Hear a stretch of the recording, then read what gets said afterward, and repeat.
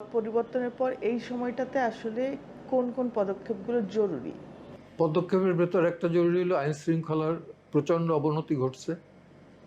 এইটাকে রিপেয়ার করতে হলে পরে তাদেরকে প্রকাশ্যে লজ্জা শরম ঢেকে তাদেরকে স্বীকার পেতে হবে যে কতজন পুলিশ নিহত হয়েছে, সেটা রাইটলি হোক আর রংলি হোক।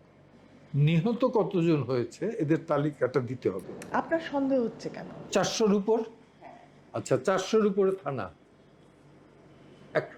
আক্রমণ হয়েছে, এটা কারা করছে? থানা আক্রমণ কি তাইলে এই মফস্বলের থানাগুলো কি কোনো বাধার সৃষ্টি করছিল না? ওইখানে আন্দোলন হচ্ছিল। আন্দোলন তো সব ঢাকা কেন্দ্রিক। আক্রমণগুলো হয়েছে 5 তারিখের পর। তাইলে সেগুলো কেন এভিডেন্স হিসাবে নিবে না? সেগুলো কেন কমপ্লেন হিসাবে নিবে না? সেগুলো সেই পুলিশ যদি ওইখানে নিহত হয় তাহলে তো স্পেসিফিক মামলা হওয়া দরকার, এবং সেই অভিযুক্ত ব্যক্তিগুলো কারা সেটাও তো জানা দরকার।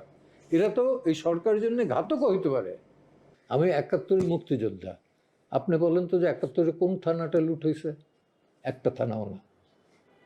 আমরা ঢুকছি, থানায় যারা পাকার মেয়ে দালালি করছে তারা আর্মসটা রেখে ভাইয়ে চলে গেছে।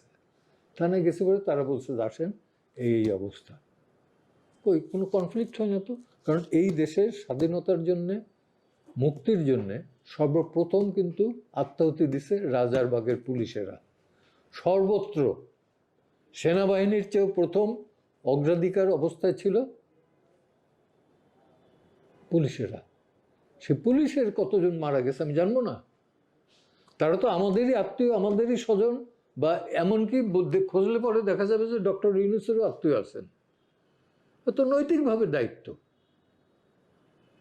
তার ছাত্রও আছেন, এটা নৈতিক দায়িত্ব তো, এবং রাষ্ট্রীয় দায়িত্ব। নৈতিক দায়িত্ব শুধু না, এটা রাষ্ট্রীয় দায়িত্ব। কারণ রাষ্ট্রীয় দায়িত্ব পালনকালে তারা কি হয়েছেন, মিসিং হয়েছেন কিভাবে, কতজন হয়েছেন, প্রত্যেকটা থানার যে রেকর্ড ডিস্ট্রয় হয়েছে এর জন্য দায়ী কারা? সেই দায়ী ব্যক্তিদের বিরুদ্ধে কোনো অভিযোগ আনা যাবে না? অভিযোগ তো একটা আনা উচিত।